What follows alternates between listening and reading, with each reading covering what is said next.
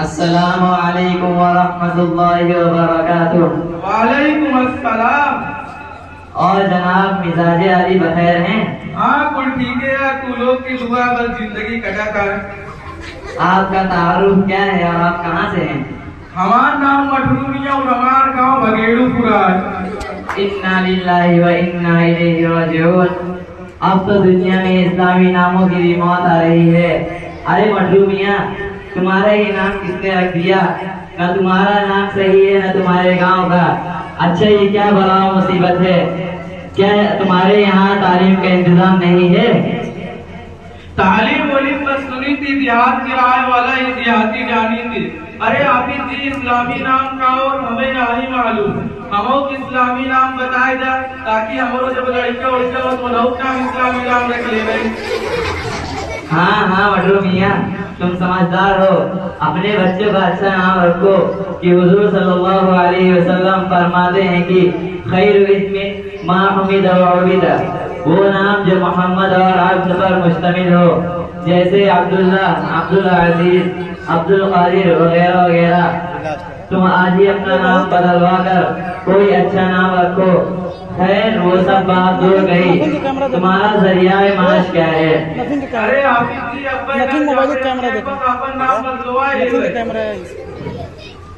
ہمارا ذریعہ معاش یہ ہے کہ ہم دن بھر گھنے جنگل میں گھاس پھوس کاٹی تھی اور دوٹی بھینس پالے، وہی دودھ بیچ کے 2 پیسہ کمائی تھی اور سکون کے نیند سوئی تھی۔ کیا آپ کے والدین نے پڑھایا لکھا ہے نہیں؟ ہمارے والدین پڑھائی خاطر ہمارا نام لکھوائے رہے، لیکن ہم اسکول سے باہر جاتے رہے، ہم نہیں پڑھے۔ ہم سوچے کہ پڑھے لکھے سے کوئی فائدہ نہ ہوتے، لیکن اب سمجھ میں آتا ہے کہ اگر پڑھ لکھ لیے ہوئی تو اس طرح ہم ہوئی۔ تمہیں کیسے معلوم کہ پڑھنے لکھنے سے کوئی فائدہ نہیں؟ ارے حافظ جی ہم سب بھائی دیکھت رہے، سب کمائی چکر میں پڑا رہے ہیں، کیوں ٹمٹم چلاوت رہے، کیوں سموسہ بیچت رہے، کیوں ٹھیلا لگاوت رہے، کیوں سبزی بیچت رہے، کیوں پیٹ بغل کی مانگت رہے، کیوں مزدوری کرت رہے اور کیوں مزار کی مانگت رہے۔ ہم سوچے کہ پڑھے لکھے سے کونو فائدہ نہ ہوتے، دوٹی بھینس پال لو وہی فائدہ وہی کما۔ کہاں کا عید کہاں جوڑا، بھان مدینے کھمبا جوڑا، خدا پہاڑ نکلا چوہیا۔ سچ ہے کہ جاہل گنوار کی بات جہالت پر دلالت کرتی ہے۔ اللہ تعالیٰ خود فرماتا ہے کہ وَمَا مِن دَابَّةٍ فِي الْأَرْضِ إِلَّا عَلَى اللَّهِ رِزْقُهَا، ہر جاندار کا رزق اللہ پر ہے، خواہ وہ چرند ہو یا پرند، جنگلی جانور ہو یا پالتو، جن ہو یا انسان، سب کو وہی خدا خالق کائنات رزق دیتا ہے۔ تو تمہیں اس میں فکر کرنے کی کیا ضرورت ہے؟ کیا صاحب علم کو رزق نہیں ملتا؟ ضرور ملتا ہے۔ اور تم آج ہی ہمارے ساتھ چلو، ہمارے مدرسہ عربیہ سراج العلوم میں داخلہ لے لو اور اعلیٰ تعلیم دین حاصل کر کے اپنے علاقہ کی جہالت کو دور کرو۔ ارے حافظ جی پہلے ہمارو ایک ہی بات سنا۔ بولیے۔ ہمارا ایک دوست کا جو علی گڑھ سے LLB کا کیا ہوا تھا اور انگلش میڈیم سے پڑھے تھے، ہم کا پڑھائی لکھا ہوا کہیں بہت کچھ پوچھ لا، اگر اس کو ہمیں بتائے دے تو ہم اپنا نام لکھوائے لے بھائی۔ جی بلائیے۔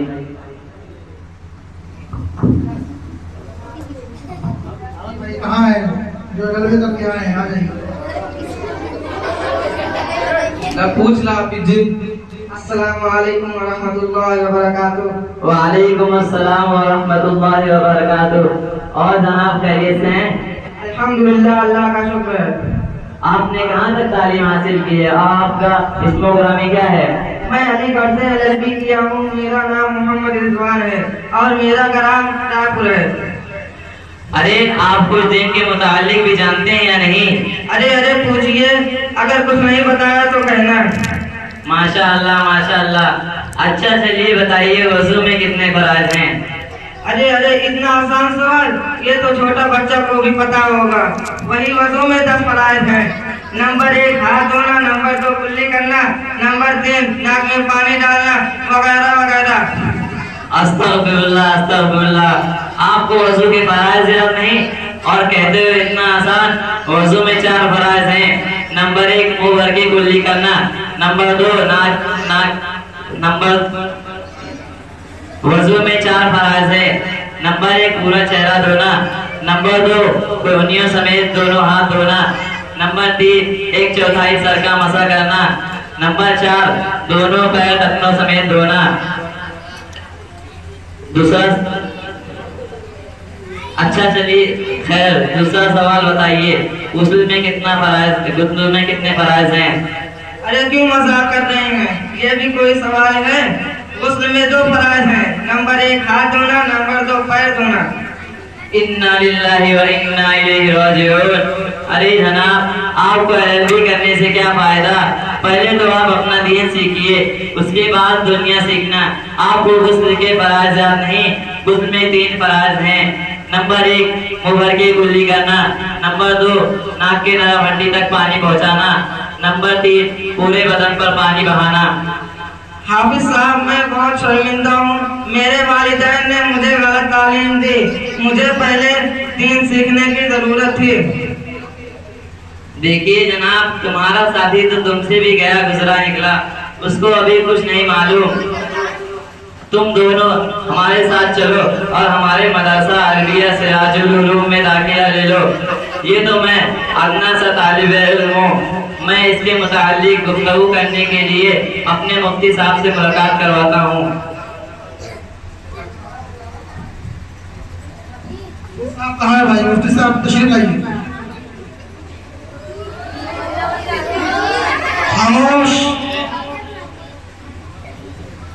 مفتی صاحب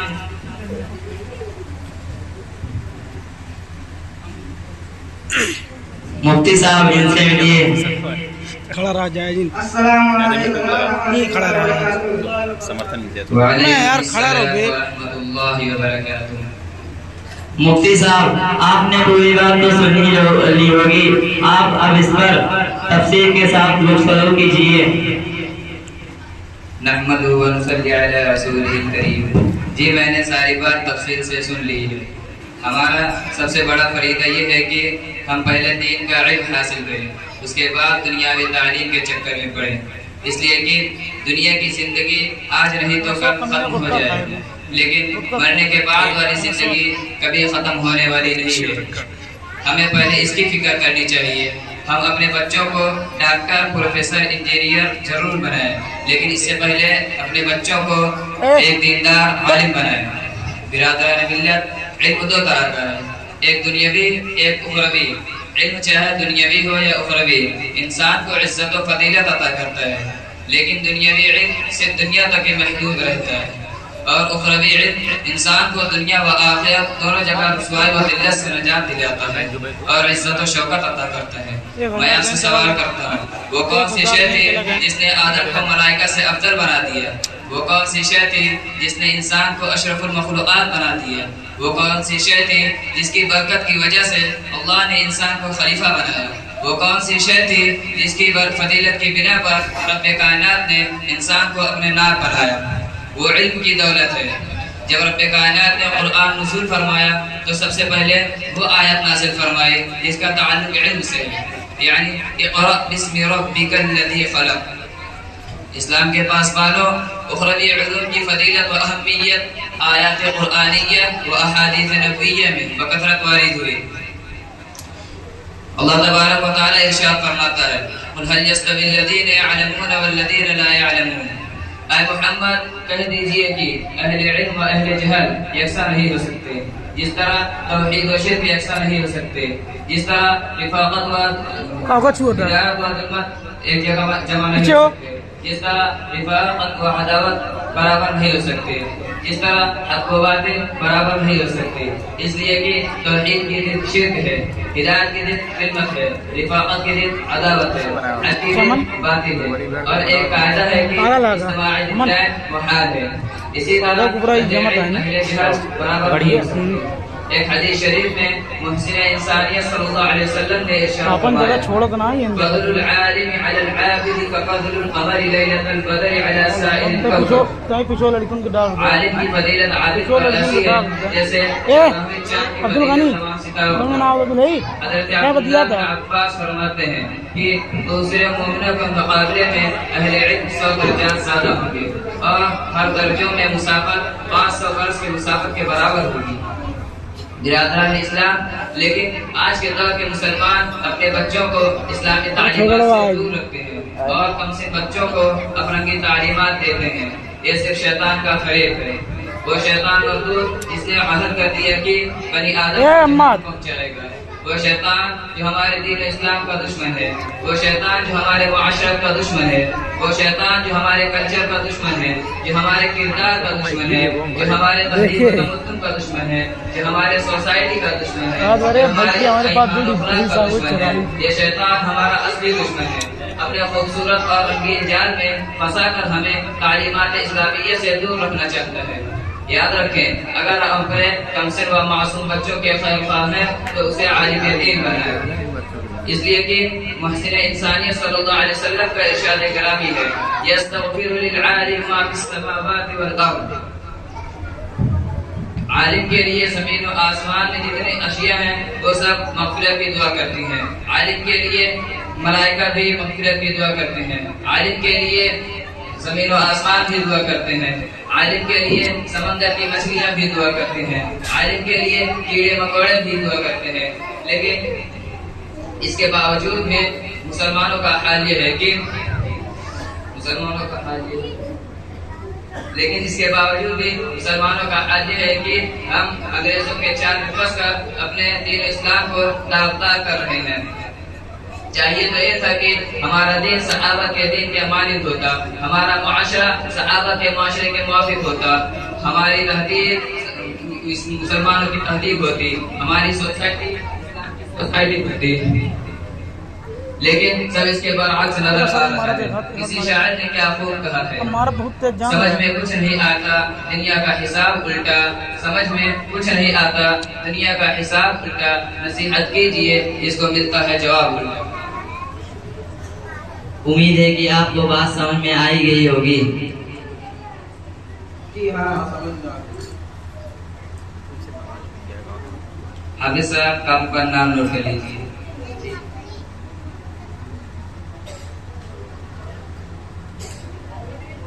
मोहम्मद अनस कोई, मोहम्मद रिजवान राठौर,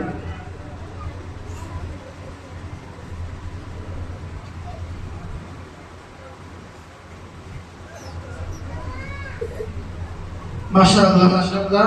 ये बच्चे थे जो अपना मुकालमा पेश कर रहे थे।